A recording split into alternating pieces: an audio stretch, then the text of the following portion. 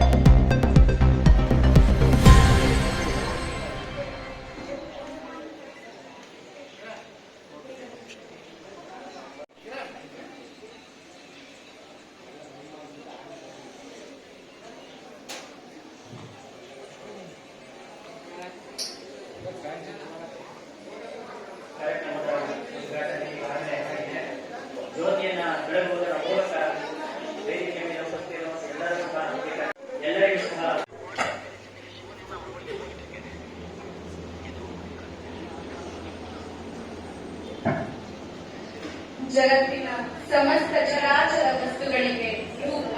ದೇವಾಲಯಗಳನ್ನು ನಿರ್ಮಿಸಿದರು, ಶಿಲ್ಪಗಳಿಗೆ ಜೀವ ತುಂಬಿದರು, ರೈತರ ಉಪಕರಣಗಳನ್ನು ತಯಾರಿಸಿದರು, ಸಮಾಜದ ಅಗತ್ಯ ವಸ್ತುಗಳಿಗೆ ತಮ್ಮ ಕೈಚಳಕದಿಂದ ಸೇವೆಯನ್ನು ಸಲ್ಲಿಸಿದರು. ಅವರ ಪರಿಶ್ರಮವೇ ನಮ್ಮ ಹೆಮ್ಮೆ ಅಂತ ಹೇಳ್ಬೋದು. ಇದು ಸ್ಪರ್ಧಾತ್ಮಕ ಜಗತ್ತು. ನಮ್ಮ ವಿಶ್ವಕರ್ಮ ಮಕ್ಕಳಲ್ಲಿ ಪ್ರತಿಭೆಗೆ ಯಾವುದೇ ರೀತಿಯ ಕೊರತೆ ಇಲ್ಲ. ಆದ್ರೆ ಅವ್ರಿಗೆ ಸರಿಯಾದ ಮಾರ್ಗದರ್ಶನ ಮತ್ತು ಅವಕಾಶಗಳು ಬೇಕು ಅಷ್ಟೇ. ಅನೇಕ ಮುಂದುವರೆದ ಸಮಾಜಗಳಲ್ಲಿ 3ರಿಂದ 4 ತಲೆಮಾರುಗಳಿಂದ ವಿದ್ಯಾವಂತರಾಗಿರ್ತಾರೆ.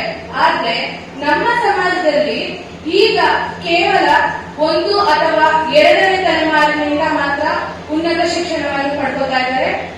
ಆದ್ರಿಂದ ನಮ್ಮ ಮಕ್ಕಳು ಇವಾಗ ಸ್ವಲ್ಪ ಪರಿಶ್ರಮ ಪಡಬೇಕಾಗ್ತಾ ಇದೆ. ಈ ಕಾರ್ಯಕ್ರಮದ ಪ್ರಮುಖ ಉದ್ದೇಶ ಏನಂತಂದ್ರೆ, ತಮ್ಮ ಕಠಿಣ ಪರಿಶ್ರಮ, ಸತತ ಅಭ್ಯಾಸ ಮತ್ತು ನಿಷ್ಠೆಯಿಂದ ಶೈಕ್ಷಣಿಕ ಕ್ಷೇತ್ರದಲ್ಲಿ ಅತ್ಯುತ್ತಮ ಅಂಕ ಗಳಿಸಿ ನಮ್ಮ ಸಮಾಜಕ್ಕೆ ಮತ್ತು ಪೋಷಕರಿಗೆ ಕೀರ್ತಿ ತಂದಿರುವಂತಹ ಮಕ್ಕಳನ್ನ, ವಿದ್ಯಾರ್ಥಿಗಳನ್ನ ಗುರುತಿಸಿ ಅವರನ್ನ ಗೌರವಿಸಿ ಅಭಿನಂದಿಸೋದು. ವಿದ್ಯಾರ್ಥಿಗಳಿಗೆ ಒಂದು ಕಿವಿ ಮಾತು ಏನ್ ಹೇಳಬೇಕು ಅಂತ ಇಷ್ಟಪಡ್ತೀನಿ ಅಂದ್ರೆ, ಇದು ನಿಮ್ಮ ವಿದ್ಯಾರ್ಥಿ ಜೀವನದ ಪ್ರಯಾಣ, ಇದು ಕೊನೆ ಅಲ್ಲ. ಇದು ನಿಮ್ಮ ಮುಂದಿನ ಸಾಧನೆಗೆ ಪ್ರಾರಂಭ ಅಷ್ಟೇ. ನಾವು ಕೇವಲ ಸಾಮಾನ್ಯ ಉದ್ಯೋಗಗಳಿಗೆ ಸೀಮಿತರಾಗಬಾರ್ದು, ತೃಪ್ತರಾಗಬಾರ್ದು.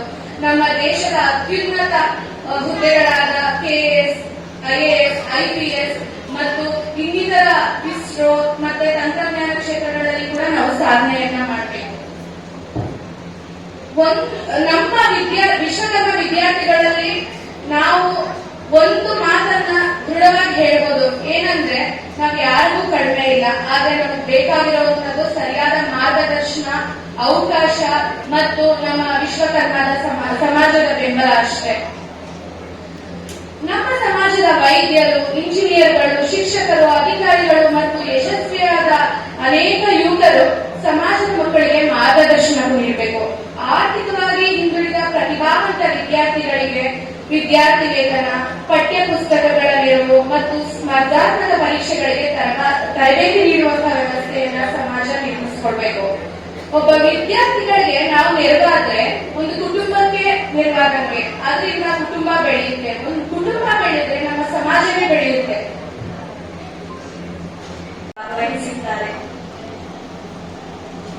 ಶಂಕರ್ ಬೆಳ್ಳೂರ್ ಅವರ ಸಾಧನೆಗಳು. ದ ನಾಲೆಡ್ಜ್ ರಿವ್ಯೂ ಮ್ಯಾಗಝಿನ್ ವತಿಯಿಂದ 2022ರಲ್ಲಿ ಭಾರತ ದ ಬೆಸ್ಟ್ ಕೆರಿಯರ್ ಕೌನ್ಸಿಲರ್ 2022 ಹಾಗೂ ಇವರ ವಿಶೇಷ ಸಂಚಿಕೆಯಲ್ಲೂ ಸ್ಥಾನ ಪಡೆದಿದ್ದಾರೆ.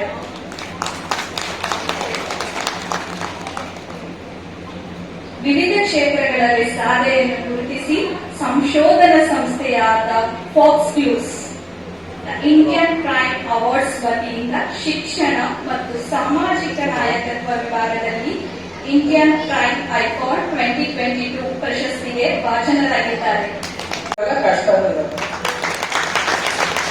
ಯಾಕೆ ಇವ್ರ ಮಾತು ನಿಮ್ಗೆ ಹೇಳಿದೆ, ಎಸ್ಪೆಷಲಿ ಈಗ 10 PUC ಮಾರ್ಕ್ಸ್ ತಗೊಂಡು ಪ್ರತಿಭಾ ಪುರಸ್ಕಾರ ತಗೊಂಡಿದ್ದೆಲ್ಲ ಇದು ನಿಮ್ಗೆ ಹೇಳಿದ್ದು. ಡಾಕ್ಟರ್ನ ಚೆನ್ನಾಗಿ ನೋಡ್ಕೊಳ್ಳಿ, ಅವ್ರನ್ನ ಮನಸ್ಸಲ್ಲಿ ಇಟ್ಕೊಳ್ಳಿ. ನಾಳೆ ನೀವು ಯಶಸ್ಸು ಕಂಡ ಮೇಲೆ ನಿಮ್ಮ ಸಮಾಜಕ್ಕೆ ನೀವು ಹೇಗೆ ವಾಪಸ್ ಕೊಡುಗೆ ಕೊಡಬೇಕು ಅನ್ನೋದು ಇಲ್ಲಿ ಕೂತಿರೋನ ನೋಡಿ ನೀವು ಕಲಿಬೇಕು. ಇದೇ ಜೀವನ. ಇವತ್ತು ನೀವಲ್ಲಿದ್ದೀರಾ, ಸರಿ ಇಲ್ಲಿದ್ದಾರೆ, ಜೊತೆ ಟೀಮ್ ಇದೆ. ನಾಳೆ ಏನಾಗ್ಬೇಕು, 20 ವರ್ಷ ಬಂದ್ಮೇಲೆ ಅವ್ರು ಯಾರು ಮೇಡಮ್ ಹೇಳಿದ್ರು 20 ವರ್ಷ ಆದ್ಮೇಲೆ ಅಂತ 20 ಸಾಲಕ್ಕೆ ಬಾ, ಏನಾಗ್ಬೇಕು, ಅವರೆಲ್ಲ ಫ್ರಂಟ್ ಬೆಂಚ್ ಅಲ್ಲಿ ಕೂತ್ಕೊಂಡು ನಿಮ್ಗೆ ಚಪ್ಪಾಳೆ ತಟ್ತಾ ಇರ್ತಾರೆ. ಅಲ್ಲಿರೋ ಮಕ್ಳು ಎಲ್ಲಿರ್ಬೇಕು? ಹಾಗಾಗಿ ಜೀವನದಲ್ಲಿ ಸಾಧನೆ ಮಾಡಕ್ಕೆ ಪ್ರತಿಭೆ ಒಂದೇ ಸಾಲಲ್ಲ ಅನ್ನೋದಕ್ಕೆ ಈ ಕಥೆ ಹೇಳಿದೆ. ಮತ್ತೆ ಪ್ರತಿಭೆ ಜೊತೆಗೆ ಇನ್ನೇನ್ ಬೇಕು ಸಾಧನೆ ಮಾಡಕ್ಕೆ? ಇದಕ್ಕೂ ಒಂದ್ ಸಣ್ಣ ಕಥೆ ಹೇಳ್ಬಿಡ್ತೀನಿ. ಇದು ರಿಯಲ್ ಸ್ಟೋರಿ ಇದೆ. ಈ ತರ ಹಲವಾರು ಕಥೆಗಳನ್ನ ರಿಸರ್ಚ್ ಮಾಡಿ ನಾನು ಹೇಳ್ತೇನೆ. ನಾನು ಯಾಕೆ ಹೇಳ್ತೇನೆ, ನೀವು ಎಷ್ಟು ತರ ಮಾರ್ಕ್ಸ್ ತಗೊಂಡ್ರಪ್ಪ, ನನ್ಗೆ ತುಂಬಾ ಖುಷಿ ಇದೆ. ಆದ್ರೆ ಬರೀ ಮಾರ್ಕ್ಸ್ಗೆ ಸೀಮಿತ ಆದ್ರೆ ಮುಂದಿನ ಭವಿಷ್ಯ ನಿಮ್ಗೆ ಕಷ್ಟ ಆಗುತ್ತೆ. ಇದಕ್ ಬಂದ್ಬಿಡೋಣ. ನಾಲೆಜ್ ಅಂದ್ರೆ ಏನು? ಇದ್ರ ಹಿಂದಿರೋ concept Ohm's law. Ohm's law ಏನ್ ಹೇಳ್ತಾರೆ? In an electrical circuit the resistance and power supplied are inversely proportional. ಇದೇ ಕಾನ್ಸೆಪ್ಟ್ ಇಟ್ಕೊಂಡ್ರೆ ಫ್ಯಾನು ರೆಗ್ಯುಲೇಟರ್ ಮಾಡಿ. ಆ ತರ application of concept is what you need to learn. A ಅಂದ್ರೆ ಏನು? ಆಟಿಟ್ಯೂಡ್. ಕಂಟ್ರೋಲ್ ಆಟಿಟ್ಯೂಡ್ ಅಂದ್ರೆ ಏನು? ಧೋರಣೆ. ಇದು ತುಂಬಾ ಮುಖ್ಯ. ಇದಕ್ಕೆ ಅಪ್ಪ ಅಮ್ಮನೇ ಹೊಣೆ. ಯಾವ ಶಾಲೆ ನೀವು ವರ್ಷಕ್ಕೆ 10 ಲಕ್ಷ ಫೀಸ್ ಕೊಡ್ತೀವಿ, ಇದನ್ನ ಹೇಳ್ಕೊಡೋದಿಲ್ಲ, ಹೇಳ್ಕೊಡೋಷ್ಟು ಅವರಲ್ಲಿ ಕೆಪಾಸಿಟಿ ಇಲ್ಲ. ಮಕ್ಕಳಿಗೆ ಒಳ್ಳೆ ಧೋರಣೆ ಕಲಿಸ್ಬೇಕಿರೋ ಜವಾಬ್ದಾರಿ ಯಾರ್ದು? ಅಪ್ಪ ಅಮ್ಮನ ಮಾತ್ರ. ಯಾರು ಜವಾಬ್ದಾರಿ ಚೆನ್ನಾಗಿ ಮಾಡ್ತಾರೆ, ಮಕ್ಕಳಿಗೆ ಒಳ್ಳೆ ಧೋರಣೆ ಕಲಿಸ್ತೀರಾ, ನಾನು ಹೇಳ್ತಾ ಇದ್ದೀನಿ ನೋಡಿ, ಮುಂದೆ ಅವ್ರು ಯಾವ ಹಂತದಲ್ಲೂ ಬೆಳೀತಾರೆ ನಿಮ್ಗೆ ಆಶ್ಚರ್ಯ ಆಗುತ್ತೆ. ಒಳ್ಳೆ ಧೋರಣೆ ಕಲಿಸ್ಬೇಕು. ಅದ್ರ ಬಗ್ಗೆ ಇನ್ಯಾವ ನಿಧಾನಕ್ಕೆ ಮಾಡ್ತಾರೆ. ಎಸ್ ಅಂದ್ರೆ ಏನು? Skills, skill set. ಸ್ಕಿಲ್ಸ್ ಅಂತ ಇಲ್ಲಿ 2 ತರ ಬರುತ್ತೆ. ಒಂದು ಟೆಕ್ನಿಕಲ್ ಸ್ಕಿಲ್, ಇನ್ನೊಂದು ಸಾಫ್ಟ್ ಸ್ಕಿಲ್ಸ್. ಟೆಕ್ನಿಕಲ್ ಸ್ಕಿಲ್ ತಲೆ ಕೆಡ್ಸ್ಕೋಬೇಡಿ. ನಾನು ಪೈಥಾನ್ ಕಲಿಬೇಕು, ನಾನು ಸಾಸ್ ಕಲಿಬೇಕು, ನಾನು ಆರ್ ಕಲಿಬೇಕು, ಜಾವಾ ಕಲಿಬೇಕು. ನೀವು ಬ್ಯಾಚುಲರ್ಸ್ ಪ್ರೋಗ್ರಾಮ್ ಮತ್ತು ಡಿಗ್ರಿ ಬಂದಾಗ ಏನ್ ಕಲಿಬೇಕು ಅಂತ ನಿಮ್ಗೆ ಗೊತ್ತಾಗುತ್ತೆ. ಇದಕ್ಕಿಂತ ಮುಖ್ಯವಾದದ್ದು ಏನ್ ಬೇಕು ಗೊತ್ತಾ? Soft skills. ಈಗ ಎಕ್ಸ್ಪರ್ಟ್ ಈ ಸಾಫ್ಟ್ ಸ್ಕಿಲ್ ಹ್ಯೂಮನ್ ಸ್ಕಿಲ್ಸ್ ಅಂತ ನಿಮ್ಗೆಲ್ಲ ಗೊತ್ತಿದೆ. ಮೇಡಮ್ ಅವ್ರು ಹೇಳಿದ್ರು, ಇವತ್ತು ಎ ಅನ್ನೋದು ಬಂದು ಒಂದು ರಿಪೋರ್ಟ್ ಕೊಡ್ತೀವಿ. ಇದು ಅಪ್ಪ ಅಮ್ಮನಿಗೆ ಆಸಕ್ತಿ ಇದ್ರೆ ನೋಡಿ, ಇಲ್ಲ ಮಕ್ಕಳಂತೂ ನೋಡ್ಬೇಕು. ವರ್ಲ್ಡ್ ಎಕನಾಮಿಕ್ ಫೋರಂ ಅಂತ ಒಂದು ಸಂಸ್ಥೆ ಇದೆ, ಹೇಳಿದೀರಾ? WEF, world economic forum. World economic forums jobs report 2025 ಅಂತ ಗೂಗಲ್ ಹಾಕಿ ನಿಮ್ಗೊಂದು PDF ಬರುತ್ತೆ. ಅದ್ರ ಸಾರಾಂಶ ಒಂದೇ ಒಂದು ಪಾಯಿಂಟ್, ಸಾರಾಂಶ ತುಂಬಾ ಇದೆ, ಒಂದು ಪಾಯಿಂಟ್ ನಿಮ್ಗೆ ಹೇಳ್ತಿದ್ದೀನಿ. 2020 ಅಂದ್ರೆ ಕೇವಲ 4-5 ವರ್ಷದಲ್ಲಿ ಈ ಭೂಮಿ ಮೇಲೆ ಸುಮಾರು 9.25 ಕೋಟಿ ಕೆಲಸಗಳು ಆವಿಯಾಗ್ಬಿಡೋದು. ಇಂಥ ಕೆಲಸಗಳು ಅಂತ ನಿಮ್ಗೆ ಆಶ್ಚರ್ಯ ಆಗುತ್ತೆ. ತುಂಬಾ ಏನಿಲ್ಲ, 5 ವರ್ಷಕ್ಕಾಗಿ. ಅದೇ ಗುಡ್ ನ್ಯೂಸ್ ಏನ್ ಗೊತ್ತಾ, ಸುಮಾರು 9.25 ಕೋಟಿ ಕೆಲಸ ಆವಿಯಾಗಿ ಹೋದ್ರೆ ಸುಮಾರು 17 ಕೋಟಿ ಹೊಸ ಕೆಲಸಗಳು. ಈ ಹೊಸ ಕೆಲಸಗಳಿಗೆ ನಿಮ್ಮ ಮಕ್ಕಳು ತಯಾರಿ ಮಾಡೋ ಜವಾಬ್ದಾರಿ ನಿಮ್ದೆ. ನಾವು ಫೀಸ್ ಕೊಟ್ಬಿಡ್ತೀವಿ, ಸ್ಕೂಲ್ ನೋಡ್ಬೋದು ಜವಾಬ್ದಾರಿ, ಕಾಲೇಜ್ ನೋಡ್ ಜವಾಬ್ದಾರಿ ಅಂದ್ರೆ ಅವ್ರು 100% ತಗೊಳ್ಳೋದಿಲ್ಲ. ಈಗ ಸ್ಕೂಲ್ ಕಾಲೇಜ್ ಮ್ಯಾನೇಜ್ ಮಾಡ್ತಾರೆ ತಪ್ಪಿಟ್ಕೊಂಡೆ ಮಾತಾಡೋದಿಲ್ಲ. ಯಾಕೆ ನೀವು ತಗೊಳ್ಳೋದಿಲ್ಲ. ನೀವು ಫೋಕಸ್ ಎಲ್ಲ ಯಾವ್ದ್ರ ಮೇಲೆ ಇರುತ್ತೆ, ರಿಸಲ್ಟ್ ಬಂದ ತಕ್ಷಣ 100% ಕನ್ಸಿಸ್ಟೆಂಟ್ ರಿಸಲ್ಟ್ಸ್. ಯಾಕಂತದ್ದು ಫೀಸ್ ಜಾಸ್ತಿ ಮಾಡ್ಬೇಕಲ್ಲ ಮುಂದಿನ ವರ್ಷಕ್ಕೆ, ಅಷ್ಟೇ. ನಿಮ್ಮ ಫೋಕಸ್ ರಿಸಲ್ಟ್ಸ್ ಮೇಲಿದೆ.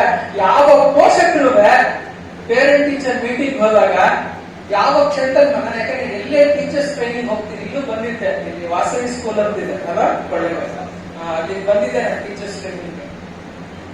ನಾನು ಎಲ್ಲಿ ಟೀಚರ್ಸ್ ಟ್ರೈನಿಂಗ್ ಹೋದ್ರು ಟೀಚರ್ಸ್ ನ ಕೇಳ್ತೀನಿ, ನಿಮ್ಮ PTA ಮತ್ತು ಪೇರೆಂಟ್ ಟೀಚರ್ ಮೀಟಿಂಗ್ ನಲ್ಲಿ ಏನ್ ಕೇಳ್ತಾರೆ ಪೋಷಕರು ಅಂದ್ರೆ ಒಂದೇ ಪ್ರಶ್ನೆ, ಮ್ಯಾಥ್ಸ್ ಸೈನ್ಸ್ ಮಾರ್ಕ್ಸ್ ಕಮ್ಮಿ ಆಯ್ತಾ? ಟೀಚರ್ಸ್ ಇಟ್ಕೊಂಡ್ಬಿಡೋದು, ಯಾಕೆ ಕಮ್ಮಿ ಆಯ್ತು ನನ್ನ ಮಕ್ಳಿಗೆ ಮಾರ್ಕ್ಸ್ ಅಂತ. ಒಬ್ರು ಅಪ್ಪ ಅಮ್ಮನು ಆ ಮೀಟಿಂಗ್ ಅಲ್ಲಿ ನನ್ನ ಮಗ ಅಥವಾ ನನ್ನ ಮಗಳ ಸ್ವಭಾವ ಹೇಗಿದೆ, 4 ಜನದ ಜೊತೆ ಯಾವ ರೀತಿ ಬೆರೀತಿದ್ದಾರೆ, ಈ ತರ ದೊಡ್ಡವರು ಗುರುಗಳ ಸಮಾನವರು ಬಂದ್ರೆ ಅವ್ರನ್ನ ಯಾವ ರೀತಿ ಗೌರವ ಕೊಡ್ತಾರೆ, ಇದ್ಯಾರು ಕೇಳಲ್ಲ. ಯಾಕಂದ್ರೆ ನಮ್ಮ ಪ್ರಕಾರ ಇದೇನು ಬೇಕಾಗಿಲ್ಲ, ಮಾರ್ಕ್ಸ್ ಬಂದ್ಬಿಟ್ರೆ ಸಾಕು. ಆದ್ರೆ ನಿಮ್ಮ ಮಾರ್ಕ್ಸ್ಗೆ ಜಾಸ್ತಿ ಕಿಮ್ಮತ್ತಿಲ್ಲ ಅನ್ನೋದು ನಿಮ್ಗೆ ಜಾಬ್ ಮಾರ್ಕೆಟ್ ಹೇಳ್ತಾ ಇದೆ. ಮಕ್ಳಿಗೆ ಅರ್ಥ ಆಗ್ತಿದ್ದು ಎಕ್ಸ್ಚೇಂಜ್ ರೇಟ್ ಬಗ್ಗೆ ಮಾತಾಡಿದ್ರೆ ಅದಕ್ಕೆ ಹೇಳ್ತಿದ್ದೀನಿ. Let us assume you become very successful in India. ತುಂಬಾ ಹಣ ಗಳಿಸಿದ್ದೀರಾ. ನಾವು ಇಂಡಿಯಾಗಿದ್ರೆ ಯಾವ ಹಣ ಗಳಿಸ್ತೀವಿ? ರೂಪಾಯಿ ಅಲ್ವಾ, ಇಂಡಿಯನ್ ರುಪೀನಲ್ಲಿ ಹಣ ಗಳಿಸಿದ್ವಿ. ನಂತೊಂದು 10 ಕೋಟಿ ಇದೆ ಅನ್ಕೊಳ್ಳೋಣ. ನನಗೇನು ಆಸೆ ಆಯ್ತು, ನಾ ಅಮೆರಿಕಾಗೆ ಹೋಗ್ಬೇಕು ಅಂತ ಆಯ್ತು. ವೀಸಾಗ ಅಪ್ಲೈ ಮಾಡಿದ್ರೆ ವೀಸಾನು ಆಗೋಯ್ತು, ಟೂರಿಸ್ಟ್ ವೀಸಾ ಸಿಕ್ಬಿಡ್ತು. ಫ್ಲೈಟ್ ಟಿಕೆಟ್ ಬುಕ್ ಮಾಡ್ಕೊಂಡ್ಬಿಟ್ಟೆ. ಇಲ್ಲಿಂದ ಅಮೆರಿಕಾಗ ಹೋದೆ, ನ್ಯೂಯಾರ್ಕ್ ಅಲ್ಲಿ ಇಳಿದೆ. ನ್ಯೂಯಾರ್ಕ್ ಅಲ್ಲಿ ಇಳಿದ ತಕ್ಷಣ ಅಲ್ಲಿ ಇಮಿಗ್ರೇಷನ್ ಅನ್ನ ಅಡ್ಡ ಆಗ್ತದೆ. ಅವನೇನ್ ಕೇಳ್ತಾ ಇದ್ದಾನೆ, ನಿನ್ನ ಹತ್ರ ಎಷ್ಟು $US ಇದೆ ಅಂತ. ಏನ್ ಕೇಳ್ತ?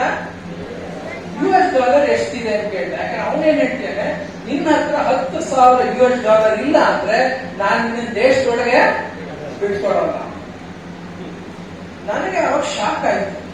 ಅದೇ ನಮ್ಮ ದೇಶದಲ್ಲಿ ಪ್ರತಿಷ್ಠಿತ ವ್ಯಕ್ತಿ ಅಷ್ಟೊಂದು ಹಣ ಸಂಪಾದನೆ ಮಾಡಿದ್ದೀನಿ, $1 ಹತ್ರ ಇಲ್ಲ ಅಂದ್ರೆ ಒಳಗೆ ಏನ್ ಹೇಳ್ರು ಅಷ್ಟೊಂದು ದುಡ್ಡು ಕೊಡೋಣ, ನೀವು ವಾಪಸ್ಸು. ಈ ಕಥೆ ಮೇಲೆ ಹೇಳ್ತೀನಿ, ನಿಮ್ಮ ಪ್ರಕಾರ ಅಕಾಡೆಮಿಕ್ ಪ್ರಪಂಚಕ್ಕೂ ಕಾರ್ಪೊರೇಟ್ ಅಥವಾ ಜಾಬ್ ಮಾರ್ಕೆಟ್ಗೂ ವ್ಯತ್ಯಾಸ ಇದೆಯಾ? ಭಾರತ ದೇಶ ನಿಮ್ಮ ಅಕಾಡೆಮಿಕ್ ಮಾರ್ಕೆಟ್ ಆದ್ರೆ ಇಲ್ಲಿ ನಿಮ್ಮ ಶಬಾಷ್ ಅನ್ನೋದು ಒಂದೇ ಆಧಾರದ ಮೇಲೆ. ಯಾವ ಆಧಾರದ ಮೇಲೆ? ಮಾರ್ಕ್ಸ್ ಎಷ್ಟೆಷ್ಟು ತಗೊಂತೀರ ಅಷ್ಟು ನಿಮಗೆ ಶಬಾಷ್ ಗಿರಿ ಸಿಗ್ತಾ ಹೋಗುತ್ತೆ. ಅದಕ್ಕೆ ನಾನು ಹೇಳಿದ ಮಕ್ಳೇ, ಇಷ್ಟಕ್ಕೆ ತೃಪ್ತಿ ಪಡ್ಕೊಂಡು ಸುಮ್ಮನಾಗ್ಬೇಡಿ. ಇದು ನಿಮ್ಮ ಬಿಗಿನಿಂಗ್ ಅಷ್ಟೇ, ಇದು ನಿಮ್ಮ ಆರಂಭ. ಇಲ್ಲಿಂದ ನಿಮ್ಮ ಜೀವನ ತುಂಬಾ ದೂರ ಇದೆ, ತುಂಬಾ ಎತ್ತರಕ್ಕೆ ಬೆಳಿಬೇಕು. ಈಗ ಹೇಳಿದ ಕಥೆ ನಿಮ್ಗೆ ಅರ್ಥ ಆಯ್ತಾ? ಭಾರತ ದೇಶದ ರೂಪಾಯಿ ಗಳಿಸಿದೆ ಅಂದ್ರೆ ನಾನು ಬರೀ ಮಾರ್ಕ್ಸ್ ನ ತಗೊಂಡೆ. ಅಮೆರಿಕಾದ ಜಾಬ್ ಮಾರ್ಕೆಟ್, ಅದು ಜಾಬ್ ಮಾರ್ಕೆಟ್ ಅಲ್ಲಿ ಏನೇ ಹೇಳ್ತಿರೋದು ಅಂತ ನಿಮ್ಗೊಂದು ಉದಾಹರಣೆ ಕೊಟ್ಬಿಟ್ಟು ಮುಗಿಸ್ಬಿಡ್ತೀನಿ ನಾನು. ಬೆಂಗಳೂರಿನಲ್ಲಿ ಸ್ಮಾಲೆಸ್ಟ್ AI ಅಂತ ಒಂದು ಸ್ಟಾರ್ಟ್ಅಪ್ ಇದೆ. ನೆನ್ಪಿಟ್ಕೊಳ್ಳಿ ಮಕ್ಕಳೇ, ನೀವು ಇದು ಅರ್ಥ ಮಾಡ್ಕೋಬೇಕು. ಸ್ಮಾಲೆಸ್ಟ್ AI ಅಂತ. ಅದ್ರ ಫೌಂಡರ್ ಯಾರು ಅಂದ್ರೆ ಸುದರ್ಶನ್ ಕಾಮತ್ ಅಂತ ಕನ್ನಡ ಹುಡುಗ. ಇವನು 1 ವರ್ಷದ ಹಿಂದೆ ಟ್ವಿಟರ್ ಅಲ್ಲಿ ಒಂದು ಟ್ವೀಟ್ ಹಾಕಿದ್ದ ಪ್ಲಾಟ್ಫಾರ್ಮ್ X ಅಲ್ಲಿ. ಅದ್ರ ಸಾರಾಂಶ ಏನ್ ಗೊತ್ತಾ, ಈ ಕೆಲಸ ನಮ್ಮ ಕಂಪ್ನಿ ಖಾಲಿ ಇದೆ, ಅದಕ್ಕೆ ನಿಮ್ಗೆ ಈ ಸ್ಕಿಲ್ ಸೆಟ್ ಇರಬೇಕು. ಮತ್ತೆ ಕೆಳಗಡೆ ನೋಟ್ ಅಂತ ಹಾಕ್ಬಿಟ್ಟು ಏನ್ ಹಾಕಿ ಅಂತ ಗೊತ್ತಾ, ನಿಮ್ಮ ಮಾರ್ಕ್ಸ್ ಕಾರ್ಡ್ ಆಗ್ಲಿ ನಿಮ್ಮ ರೆಸ್ಯೂಮೆ ಆಗ್ಲಿ ನಮಗೆ ಕಳಿಸೋ ಅವಶ್ಯಕತೆ ಇಲ್ಲ. ನಿಮ್ಮಲ್ಲಿ ಈ ಸ್ಕಿಲ್ಸ್ ಇದ್ರೆ ನಮ್ಮನ್ನ ಕಾಂಟ್ಯಾಕ್ಟ್ ಮಾಡಿ ಅಂತ ಆ company contact number, email ID ಕೊಡ್ತೀವಿ. ಈಗ ಇದಕ್ಕೆ 3ನೇ ಕತೆ ನೀವು ಲಿಂಕ್ ಮಾಡ್ಬೇಡಿ. ಯಾಕೆ ನಾನು ಹೇಳಿದ್ದು ಅನ್ನದ್ದು ಬರೀ ಮಾರ್ಕ್ಸ್ ಅಂದ್ರೆ ಏನ ಅನ್ನ. ವೈಟ್ ರೈಸ್ಗೆ ಮಾರ್ಕೆಟ್ ಅಲ್ಲಿ ಯಾರು ಕೇಳೋದಿಲ್ಲ. ಈ ವೈಟ್ ರೈಸ್ ಏನಾರ ಅವಾಗಲೇ ಇದಕ್ಕೆ ಬೆಲೆ ಜನ ಬಂದದನ್ನ ತಗೋತಾರೆ. ಯಾಕೆಂದ್ರೆ ನಾವು ಅದನ್ನ ಜಾಬ್ ಮಾರ್ಕೆಟ್ ಅಂತೀವಿ. ನೀವದು ಒಪ್ತಿರೋ ಬಿಡ್ತಿರೋ ಮಾರ್ಕೆಟ್ ತಾನೇ ಅದು. ಅಲ್ಲಿ ಯಾವ ಸ್ಕಿಲ್ಸ್ಗೆ ಡಿಮ್ಯಾಂಡ್ ಇದೆ, ಯಾವ ವ್ಯಕ್ತಿತ್ವಕ್ಕೆ ಡಿಮ್ಯಾಂಡ್ ಇದೆ, ಯಾವ ಆಟಿಟ್ಯೂಡ್ಗೆ ಡಿಮ್ಯಾಂಡ್ ಇದೆ, ಅವ್ರನ್ನಷ್ಟೇ ಒಳಗೆ ಬಿಟ್ಕೊಂತಾರೆ. ಯಾಕೆಂದ್ರೆ ಕಾರ್ಪೊರೇಟ್ ಸಂಸ್ಥೆಗಳು ಯಾರುವೆ ಧರ್ಮಕ್ಕೋಸ್ಕರ ಬಿಸ್ನೆಸ್ ನ ನಡೆಸೋದಿಲ್ಲ. ಅವರ ಮೋಟಿವೇ ಪ್ರಾಫಿಟ್ ಮಾಡೋದು. ಇವನ್ನ ನಾನು ಕಂಪ್ನಿ ಒಳಗೆ ಬಿಟ್ಕೊಂಡ್ರೆ ಇವ್ನು ನನ್ನ ಪ್ರಾಫಿಟ್ ಹೆಚ್ಚು ಮಾಡ್ತಾನೆ ನಂಬಿಕೆ ನಿಮಗೆ ಬಂದ್ರೆ ಮಾತ್ರ ಒಳಗೆ ಬಿಟ್ಕೊಂತಾರೆ. ನಿನ್ನ ಹತ್ರ ಕ್ವಾಲಿಫಿಕೇಶನ್ ಇದೆ ಅಂದ್ರೆ ಪಕ್ಕಕ್ಕೆ ಇರುವಂತಾರೆ ಅಷ್ಟೇ. ಬರೀ ಸರ್ಟಿಫಿಕೇಟ್ ಬೇರೆ ಕೆಲಸ ಕೊಡಲ್ಲ. ಅದಕ್ಕೋಸ್ಕರ ನಾನು ಒಂದು ಮೇಡಮ್ ಹೇಳಿದ್ರಲ್ಲ ಸೂಸೈಡ್ಸ್ ಆಗ್ತಾ ಇದೆ ಅಂತ, ಅದ್ರಂಥ ಮೂರ್ಖತನ ಇನ್ನೊಂದಿಲ್ಲ ಮಕ್ಕಳೇ. ನಿಮ್ಗೆ ಮಾರ್ಕ್ಸ್ ಕಮ್ಮಿ ಬರ್ತಿಲ್ವಾ, ನನ್ನ ನಂಬರ್ ಇರುತ್ತೆ. ಮಾರ್ಕ್ಸ್ ಆಗ್ಲಿ, ಅಕಾಡೆಮಿಕ್ಸ್ ಆಗ್ಲಿ, ಕರಿಯರ್ ಆಗ್ಲಿ, ನಿಮ್ಮ ಜೀವನದ ಒಂದೊಂದು ಭಾಗಗಳು ಅಷ್ಟೇ. ಜೀವನಕ್ಕಿಂತ ಖಂಡಿತ ದೊಡ್ಡದು ಹೌದಾನೆ. ಜೀವನದಲ್ಲಿ ಗೆಲ್ಬೇಕು ನೀವು. ಈ ತರ ಓದಿನಲ್ಲೂ ಗೆದ್ದಿ ಜೀವನದಲ್ಲಿ ಗೆದ್ದಿರೋ ತುಂಬಾ ಕಮ್ಮಿ. ನನ್ನ ರಿಸರ್ಚ್ ಪ್ರಕಾರ ಓದಿನಲ್ಲಿ ತುಂಬಾ ಮುಂದಿರೋರು ಜೀವನದಲ್ಲೇ ಬೆಳೆಯುತ್ತಾರೆ. ಯಾಕೆ ಓದಿ ಓದಿ ಮರುಳಾದ ಕೋಚಂಪಟ್ಟ. ಯಾಕೆಂದ್ರೆ ಓದು ಸೀಮಿತ ಓದೋದು, ಬರೀ ಥಿಯರಿಟಿಕಲ್ ನಾಲೆಜ್. ಥಿಯರಿಟಿಕಲ್ ನಾಲೆಜ್ಗೆ ಏನು ಬೆಲೆ ಇಲ್ಲ, ಪ್ರಾಕ್ಟಿಕಲ್ ಓರಿಯಂಟೇಶನ್ ಇರಬೇಕು.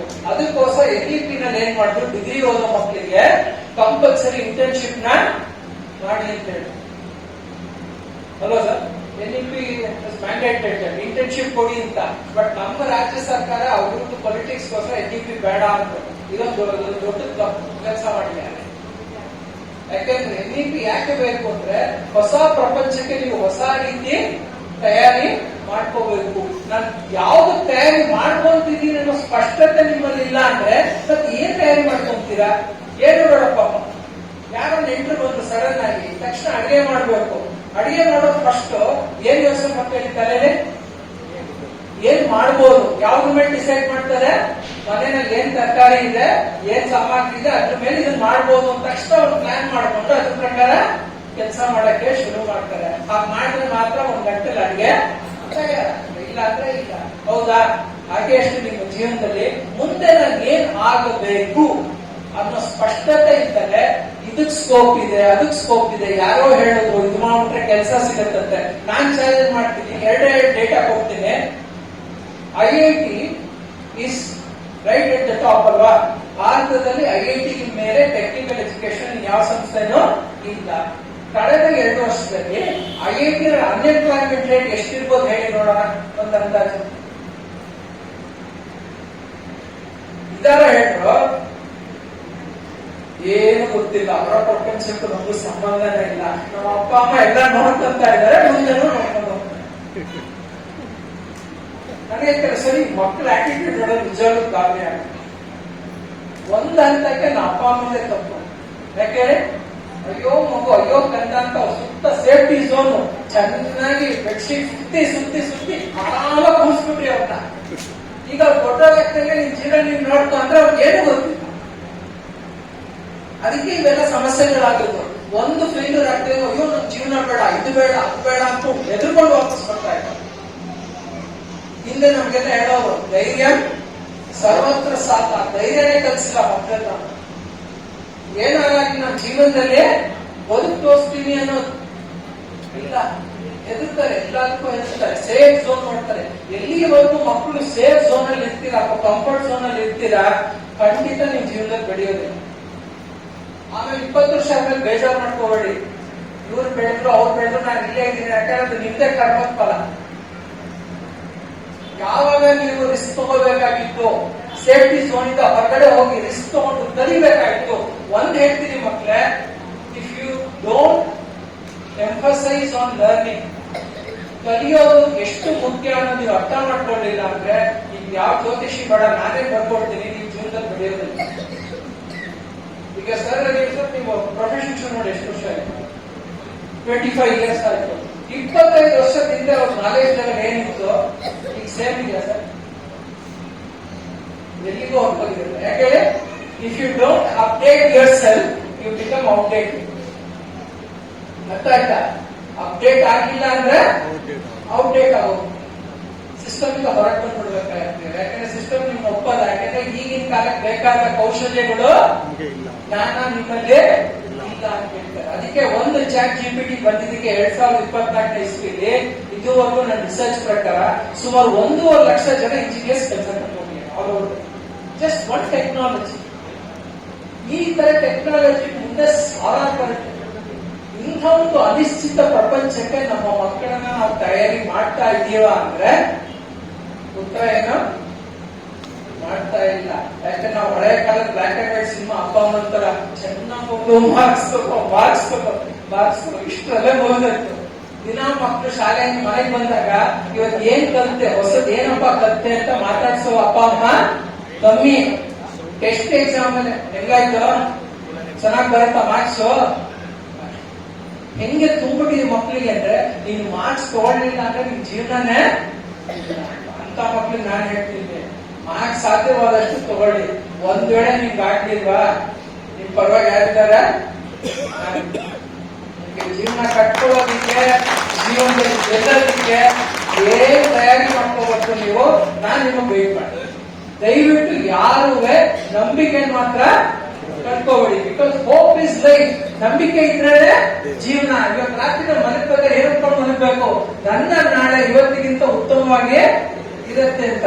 ಇನ್ನೇನು ಭವಿಷ್ಯನೇ ಇಲ್ಲ ಮತ್ತೆ ನಾಳೆ ಯಾಕೆ ಹೇಳ್ಬೇಕು ನಾನು ಅಲ್ವಾ? Always have this hope and you have to back up this hope with your efforts. Effort sincere ಆಗಿರ್ಬೇಕು, ಗುರಿಯ ಸ್ಪಷ್ಟತೆ ಇರಬೇಕು, ಪರಿಶ್ರಮ ಇರಬೇಕು, ಛಲ ಇರಬೇಕು. ಇದೆಲ್ಲ ಶುರುವಾಗೋದು ಯಾಕಂದ್ರೆ ಗೊತ್ತಾ? ನಿಮ್ಮ ನೀವು ಕೇಳ್ಕೊಂಡಿರ್ಬೇಕು, ನಿಮ್ಮ ಹೊಟ್ಟೆಯಲ್ಲಿ ಹಸಿವು ಇದೆಯಾ?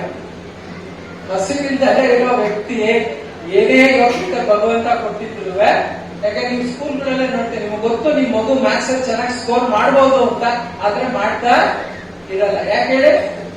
ಎಫರ್ಟ್ ಹಾಕಿರಲ್ಲ. ಒಂದಿನ ಹೋದ್ರೆ ಇನ್ನೊಂದು ವಾರ ಓದೋದಿಲ್ಲ. ಹಾಗಾಗಿ ಬರೀ ಯೋಗ್ಯತೆ ಪ್ರತಿಭೆ ಇದ್ರೆ ಮಾತ್ರ ಸಾಗದು. ಪರಿಶ್ರಮ ಪಡೋಕೆ ತಯಾರಿರ್ಬೇಕು, ಛಲನ ಬಿಡಬಾರದು. ನಿಮ್ಮ ಹೊಟ್ಟೆ ಒಳಗಿರೋ ಹಸಿವನ್ನು ಯಾವತ್ತೂ ಜಾಗೃತವಾಗಿ ಇಟ್ಕೋಬೇಕು. ಇಷ್ಟಿಗೆ ಸಮಾಧಾನ ಮಾಡ್ಕೋಬಾರ್ದು. ಮತ್ತು ನಿಮ್ ಮುಂದೆ ಎಲ್ಲ ಗಣ್ಯರು ಕೂತಿದ್ದಾರೆ, ನಿಮ್ ಸಮಾಜದವರು ಎಲ್ಲ ಚೆನ್ನಾಗಿ ಬೆಳೆದಿದ್ದಾರೆ. ಸಮಾಜ ಕೊಡುಗೆ ಕೊಟ್ಟಿರೋದಕ್ಕೆ ಅವರೆಲ್ಲ ನೀವು ಕೂತಿದ್ದಾರೆ. ಇನ್ನು 20 ವರ್ಷ ಬೇಡ ಇದು ಯಾಕಾಗ ನಿಮ್ಮ ಜಾಗ. ನೀವು ಇಲ್ಲಿ ಬಂದು ಕೂತ್ಕೊಳ್ಳುವಷ್ಟು ಯೋಗ್ಯತೆ ಕ್ಷಮತೆನ ಬೆಳೆಸ್ಕೊಂತೀರಿ ಅಂತ ನನಗೆ ಸಂಪೂರ್ಣ ನಂಬಿಕೆ ಇದೆ. ಇಷ್ಟೊತ್ತು ನನ್ನ ಮಾತು ಎಲ್ಲರೂ ತಾಳ್ಮೆಯಿಂದ ಕೇಳಿದ್ದೀರಾ. ಅದಕ್ಕೊಬ್ರು ಡ್ರೈವ್ ತೋರಿಸ್ಬೇಕು ಅಥವಾ ಶಕ್ತಿ ಬೇಕು, ಒಬ್ಬರಿಗೆ ಮನಸ್ಸಿರ್ಬೇಕದು ಕಿಚ್ಚು ಅಂತ ಹೇಳ್ತಾರೆ. ಆ ಕಿಚ್ಚು ಯಾವ್ದಿದೆ ಅಂತಂದ್ರೆ ಶ್ರೀಮತಿ ಮಂಗಳಮ್ಮ ಅವರ ಹಾಗೂ ಲೇಟ್ ವೆಂಕಟ ಸ್ವಾಮಿ ಅವರ ಮಗ ಡಾಕ್ಟರ್ ಕೇಶವಮೂರ್ತಿ ಆ ಕಿಚ್ಚಿದೆ. ಆ ಕಿಚ್ಚಿನಕ್ಕೋಸ್ಕರ ಇವತ್ತು ನಾವೆಲ್ಲ ಕೆಲಸಿದ್ದೀವಿ. ಅದಕ್ಕೆ ನಾನು ಕೇಶವಮೂರ್ತಿಗೆ ನಾನು ಏನು ಹೇಳಲ್ಲ, ಅವರ ತಾಯಿಗೆ ಎಷ್ಟು ಖುಷಿ ಆಗಿದೆ ಅಂದ್ರೆ ಇವತ್ತು ಅಷ್ಟು ಖುಷಿ ಆಗಿದೆ. ಸೊ ಅವರಿಗೆ ದಯವಿಟ್ಟು ನೀವು ಫ್ಲವರ್ ಕೊಟ್ಬಿಡಿ. ಸೊ ಒಬ್ಬ ತಂದೆ ತಾಯಿಗೆ ಅವ್ರ ಮಗ ಏನು ಈ ಕೆಲಸ ಮಾಡ್ತಾರಲ್ಲ ಅದಕ್ಕಿಂತ ಖುಷಿ ಇನ್ನೊಂದಿಲ್ಲ ಅಂತ ನಾನು ಭಾವಿಸ್ತೇನೆ. ಪ್ಲೀಸ್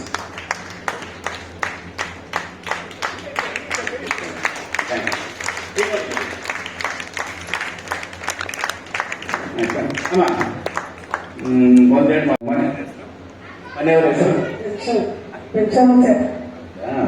ಕೇಶವಮೂರ್ತಿ ಏನಾಗಿದ್ದಾರೆ?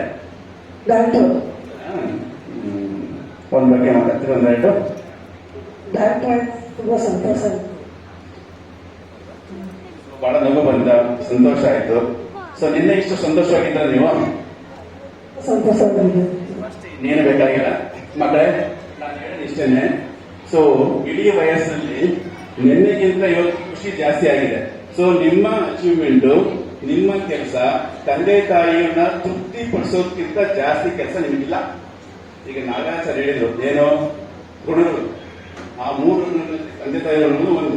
ಸೊ ಅದನ್ನು ತೀರಿಸಿದ್ರೆ, ಅದನ್ನು ಮೆಚ್ಚುಗೆಪಡಿಸಿದ್ರೆ ನಿಮ್ಮ ಜೀವನ ಸಾರ್ಥಕ ಅಂತ ನಾನು ಭಾವಿಸ್ತೇನೆ. ಆಯ್ತಾ?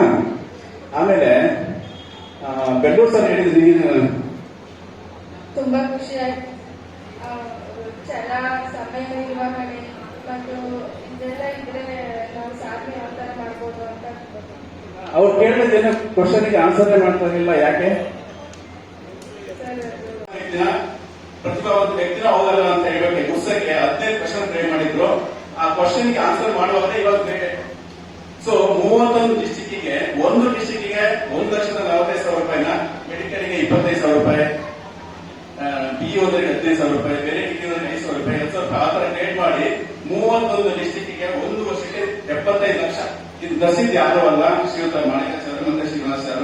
ಅವರ ಹೆಸರು ಹೇಳಲೇಬೇಕು. ಯಾಕಂದ್ರೆ ಇಂತಹ ಒಂದು ಮಾತ್ರ ಘಟ್ಟದ ಕೆಲಸವನ್ನ ಸಮಾಜದಲ್ಲಿ ಮಾಡಿಲ್ಲ ಸರ್. ಮಾಡಿಲ್ಲ ಆಕ್ಚುಲಿ ಕಳೆದ 4 ವರ್ಷದಿಂದ ಮಾಡಿದ್ವಿ ನಾವು. ಸೊ ಈಗ ಆಮೇಲೆ ಇನ್ನೊಂದು ವಿಷಯ ಬರ್ತೀನಿ ನಾನು, ಯಾಕಂದ್ರೆ ಇಲ್ಲಿ ಜಾಸ್ತಿ ಇದರಲ್ಲಿ ರಾಜಕೀಯ ಶಕ್ತಿಗಿಂತ ಬುದ್ಧಿವಂತಿಕೆ ಅಧಿಕಾರ ಬಹಳ ಒಳ್ಳೆಯದು ಅಂತ ಹೇಳ್ತಾರೆ ಸರ್. ನೀವು ನಿಮ್ಮ ಹೆಸರು ಸಮಾಚಾರ ಸ್ವಲ್ಪ ಹೇಳ್ತೀರಾ ಸರ್? ಸರ್ ಈಗ ನಿಮ್ಮ ಎಷ್ಟು ಪಾಪ್ಯುಲೇಷನ್ ಇರೋದು ನಮ್ದು ವಿಶ್ವದಲ್ಲಿ ಎಷ್ಟು ಜನ? 300 ಕುಟುಂಬ. ಡಾಕ್ಟರ್ ಕೇಶವಮೂರ್ತಿ ಸರ್ ಅವರು ಮತ್ತು ಇತರ ಅನೇಕ ಗಣ್ಯರು ಕೆಲಸ ಮಾಡಿದ್ದಾರೆ. ಈ ಸಮಾರಂಭದಲ್ಲಿ ಪ್ರೊಫೆಸರ್ ಶಂಕರ್ ಬೆಳ್ಳೂರು ಅವರು ಬಹಳ ಅರ್ಥಪೂರ್ಣವಾಗಿ ಮಾತಾಡಿದ್ದಾರೆ. ನಾಗರಾಜಾಚಾರ್ಯ ಅವರು, ವಿನಾಯಕ ಆಚಾರ್ಯ ಅವರು, ಕೆ.ಎಸ್. ನಾಗೇಶ್ ಅವರು ಎಲ್ಲರೂ ಕೂಡ ತಮ್ಮದೇ ಆದ ರೀತಿಯಲ್ಲಿ ತಮ್ಮ ಅಭಿಪ್ರಾಯಗಳನ್ನು ಹೇಳಿದ್ದಾರೆ. ಮೊದಲೇ ನನಗೆ ತುಂಬಾ ಸಂತೋಷ ಅಂದರೆ, ನಾನು ಬೆಳಗ್ಗೆ ಬಂದು ಈ ಸಮಾರಂಭದಲ್ಲಿ ಇದುವರೆಗೆ ನೋಡಿದೆ, ನಿಮ್ಮ ಜೊತೆಯಿಂದ ಉಳ್ಕೊತಾರೆ ನನ್ನ ಜೀವನದಲ್ಲಿ. ಆ ನಿಟ್ಟಿನಲ್ಲಿ ನನಗೆ ಇವತ್ತು ಇಲ್ಲಿ ಕಳೆದದ್ದು ಒಂದು ಸುಂದರ ಸಮಾಜ, ಅದರ ಜೊತೆ ನಾನು ಭಾಗಿಯಾಗಿದ್ದೆ ಅಂತ. ನಾನು ಮೂಲತಃ ಅಜ್ಜಿಪುರದವರು, ನಾನೀಗ ಸದ್ಯಕ್ಕೆ ಬೆಂಗಳೂರಿದ್ದೀನಿ. ಅವರೆಲ್ಲ ಮೀಟಾಗಿ ಹೇಳಿದ್ದಾರೆ. ಅದನ್ನ ನಾವು ಬಹಳ ವಿಚಾರವಾಗಿ ಮಾತಾಡಬೇಕು ಅಂತಿದ್ದೆ. ಆದರೆ ನನ್ನ ಮಾತುಗಳನ್ನ ಬಹುತೇಕ ಪ್ರೊಫೆಸರ್ ಶಂಕರ್ ಬೆಳ್ಳೂರು ಸರ್ ಅವರು ಹೇಳಿದ್ದಾರೆ. ನನ್ನ 3 ಕೃತಿಗಳನ್ನ ನೆಟ್ಟು ಪ್ಯಾಕ್ ಮಾಡಿಸಿ ತಂದಿದ್ದೀನಿ, ವೇದಿಕೆಯ ಗಣ್ಯರು ಕೊಡ್ತಾರೆ. ನನಗೊಂದು ಆಸೆ ಆಯಿತು, ಶಂಕರ್ ಬೆಳ್ಳೂರು ಸರ್ ಹೇಳಿದ ಮಾತುಗಳೇ ನಿಮ್ಮ ಕೃತಿಯಲ್ಲಿ ಬಹುತೇಕ ಇದೆ ಸರಳವಾಗಿ. ಅದನ್ನ ಸಮಾಜದ ಎಲ್ಲರಿಗೂ ಕೂಡ ನಿಮ್ಮ ತಲುಪಿಸುವಂತ ಕೆಲಸ ನಾನು ಮಾಡ್ತೀನಿ ಅಂತ ನಾನು ಡಾಕ್ಟರ್ ಅವರಿಗೆ ಮಾತುಕೊಟ್ಟಿದ್ದೀನಿ. ಅದರಂತೆ ನಾನು ಬಹುತೇಕ ನನ್ನ 3 ಕೃತಿಗಳು ನಿಮ್ಮೆಲ್ಲರ ಮನೆಗೂ ತಲುಪುತ್ತವೆ ಈ ಸಮಾರಂಭದ ನೆನಪಿಗಾಗಿ. ನಾನು 2 ಮಾತನ್ನು ಹೇಳ್ತೇನೆ. ಅವ್ರು ಹೇಳಿದ್ರು, ಸರ್ ಪ್ರತಿಭೆ ಇರಬೇಕು, ನಾವು ಎಷ್ಟು ಪ್ರತಿಭೆ ಇರ್ತೀವಿ ಅನ್ನೋದು ಮುಖ್ಯ ಅಲ್ಲ, ನಾವು ಅದನ್ನು ಹೆಂಗ್ ಹೊರಗೆ ತರ್ತೀವಿ ಅನ್ನೋದು ಬಹಳ ಮುಖ್ಯ ಆಗುತ್ತೆ. ಇದಕ್ಕೆ ಸಚಿನ್ ತೆಂಡೂಲ್ಕರ್, ವಿನೋದ್ ಕಾಂಬ್ಳಿ ಅಂತ ಅದ್ಭುತ ಎಕ್ಸಾಂಪಲ್ ಕೊಡಿ. ನಾನು ಒಂದು ಮಾತು ಹೇಳ್ತೀನಿ ಆ ನಿಟ್ಟಿನಲ್ಲಿ. ಮೇರಿ ಎಡ್ಡಿ ಬೇಕರ್ ಅಂತ ಅಮೆರಿಕದ ಮಹಿಳೆಯೊಂದು ತೀವ್ರವಾದ ಬಡತನ ಆಗುತ್ತೆ, ಮದುವೆ ಆಗಿರುತ್ತೆ, ಗಂಡ ಬಿಟ್ಟು ಹೋಗಿರ್ತಾರೆ, ಬಹಳ ಬಡತನ, ತನ್ನ ಮಗುವನ್ನ ಸಾಕಕ್ಕಾಗಲ್ಲ. ಆದ್ರೂ ಕೂಡ ನನ್ನ ಮಗು ಚೆನ್ನಾಗಿರ್ಲಿ ಅಂತ ಒಂದು ಏಕೈಕ ಉದ್ದೇಶದಿಂದ ಯಾರು ಮಕ್ಕಳಿದ್ದಾರೋ ನಾನು ಈ ಮಗುವನ್ನ ಚೆನ್ನಾಗಿ ನೋಡ್ತೀನಿ ಅಂತ ಹೇಳಿದಾಗ ಆ ಮಗುವ ಭವಿಷ್ಯಕ್ಕೆ ತನ್ನ ನೊಂದ ಹೃದಯದಿಂದ ಅವಳು ಆ ಮಗುವನ್ನು ಅವರಿಗೆ ಕೊಟ್ಬಿಡ್ತಾರೆ. ಆಕೆಗೆ ಬಹಳ ನೋವಿರುತ್ತೆ, ಆದ್ರೂ ಕೂಡ ನನ್ನ ಮಗು ಚೆನ್ನಾಗಿ ಬೆಳಿಬೇಕು ಅನ್ನೋ ದೃಷ್ಟಿಯಿಂದ. ತದನಂತರ ಕೊಟ್ಟರು ಅವರು. ಈಗ ಉದಾಹರಣೆ ಕೊಳ್ಳೇಗಾಲ ರಾಜ್ಯದ ಬೇರೆ ಮೂಲೆಗೆ ಅವರು ಹೊರಟೋಗ್ತಾರೆ. ತದನಂತರ ಆ ತಾಯಿಗೆ ನಾನು ಮಗು ಕೊಡಬಾರಾಗಿತ್ತು ಅಂತ ಅನ್ಸುತ್ತೆ, ಆದ್ರೆ ಕಾಲ ಮಿಂಚೋಗಿರುತ್ತೆ.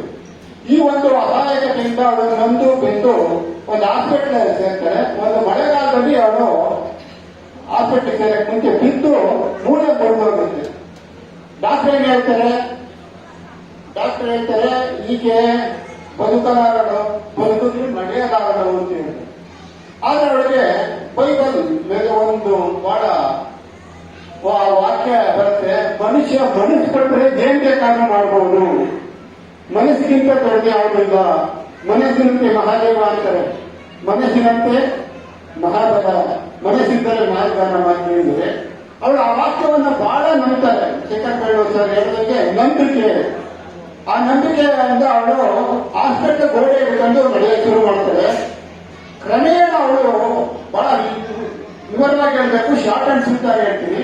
ಕ್ರಮೇಣ ಅವಳು ತನ್ನ ನಂಬಿಕೆಯಿಂದ ನಡೆಯಕ್ಕೆ ಶುರು ಮಾಡ್ತಾಳೆ. ಡಾಕ್ಟರ್ಗಳ ಆಶ್ಚರ್ಯ ಹೇಳ್ತಾಳೆ. ಅವಳು ಗುಣಮುಖ ಒಂದ್ಸಲ ಹಾಸ್ಪಿಟ್ಲಿಂದ ಈಚೆ ಬರ್ತಾಳೆ. ಆಮೇಲೆ ಮನುಷ್ಯ ಮಟ್ಟದಲ್ಲಿ ಏನ್ ಬೇಕಾದ್ರೂ ಮಾಡ್ಬೋದು ಅಂತ ಕ್ರಿಶ್ಚಿಯನ್ ಸೈನ್ಸ್ ಅಂತ ಒಂದು ಸಂಸ್ಥೆಯನ್ನು ಉಂಟಾಗ್ತಾರೆ. ಅವಳು ಇಡೀ ವಿಶ್ವವಿಖ್ಯಾತ ಮಹಿಳೆ ಆಗ್ತಾಳೆ. ಅನೇಕ ತರದ ಸಂಪತ್ತುಗಳನ್ನ ಗಳಿಸಿ ಆ ಮಹಿಳೆ ಸುದೀರ್ಘ ಕಾಲ ಬಾಳ್ತಾಳೆ. ಯಾಕೆಂದ್ರೆ ತನ್ನ ಮೇಲಿನ ತನ್ನ ನಂಬಿಕೆಯಿಂದ. ಡಾಕ್ಟ್ರು ಕೂಡ ಅವಳು ನಡೆಯಲ್ಲ ಅನ್ನೋದಾಗ ನಾನು ನಡೆಯಬಲ್ಲೆ ಅಂತ ಆ ಮಹಿಳೆ ಹೇಳ್ತಾಳೆ.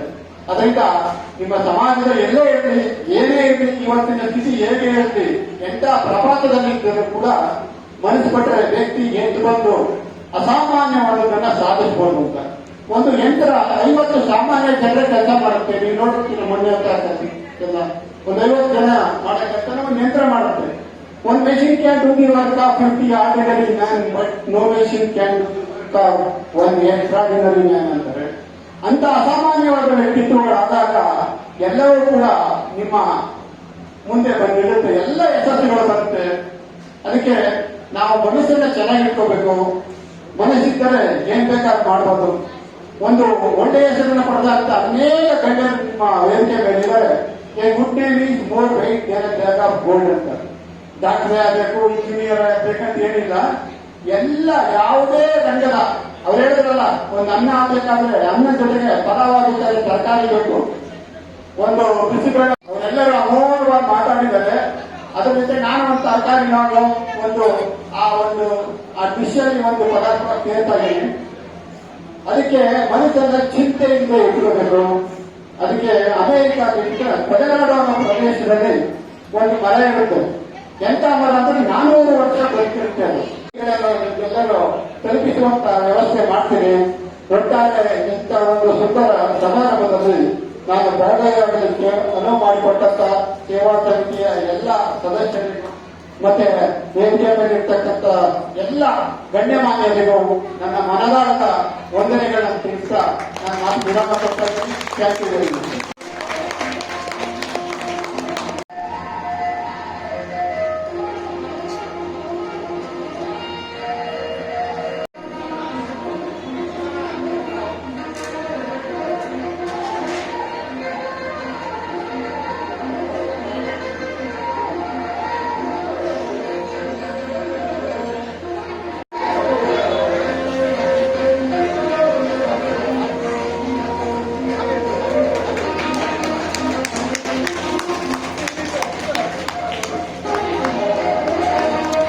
ಆಗ್ಲಿ ಬಿಡಿ.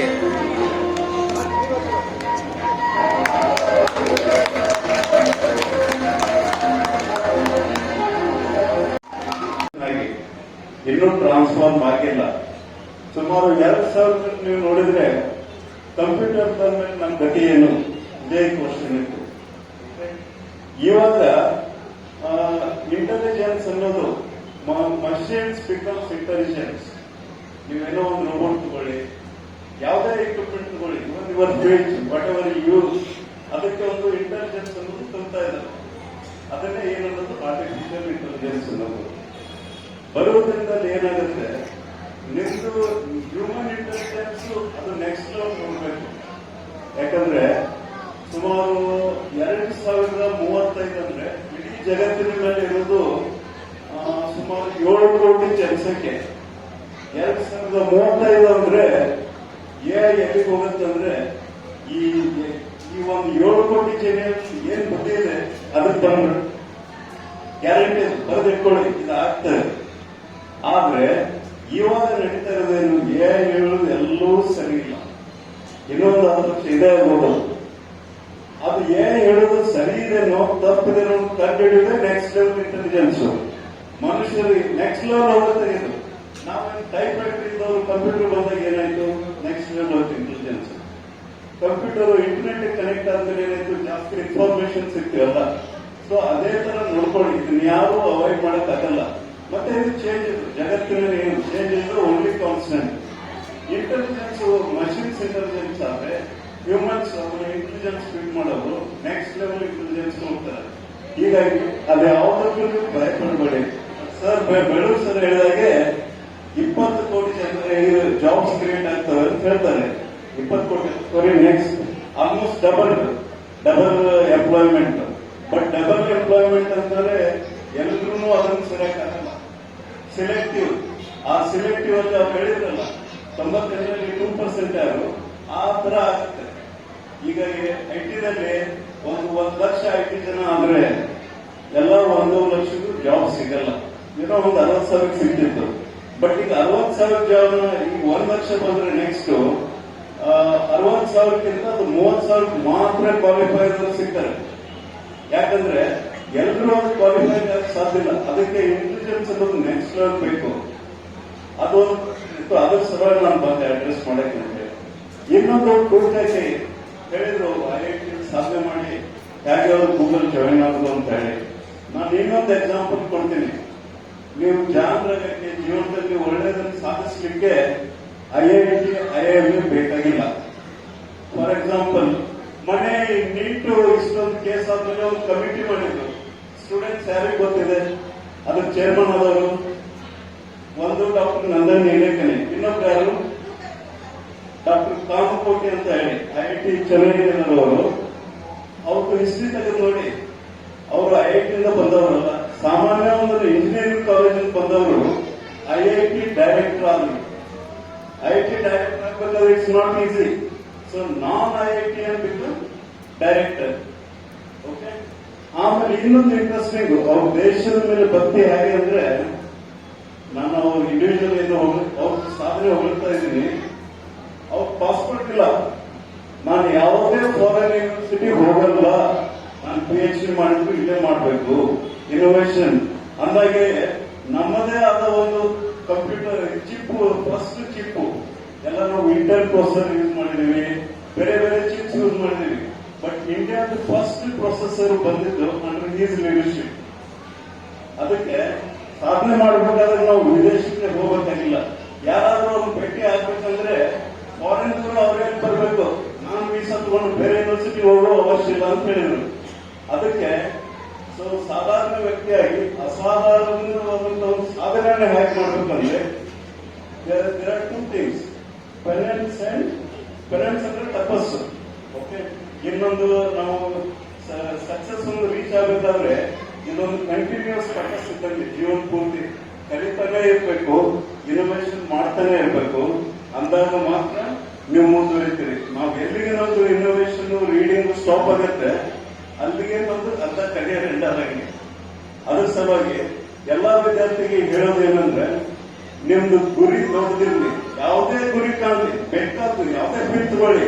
ನೀವು ಅಗ್ರಿಕಲ್ಚರ್ ಮಾಡ್ತೀರಾ, ಅಗ್ರಿಕಲ್ಚರ್ ಮಾಡಿದ್ರೆ best of the best agriculture ಇರಬೇಕು.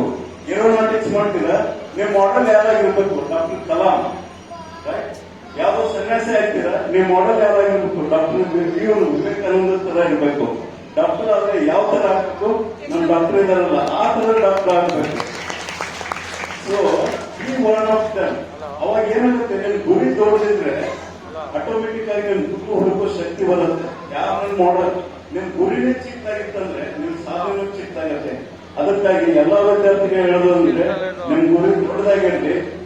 ನಾವು ಗುರಿನೇ ದೊಡ್ಡದಿದ್ರೆ ಅಟ್ಲೀಸ್ಟ್ ನಾವು 50% ಅದನ್ನು ನಾವು ಅಚೀವ್ ಮಾಡಿದ್ರೆ ಡನ್.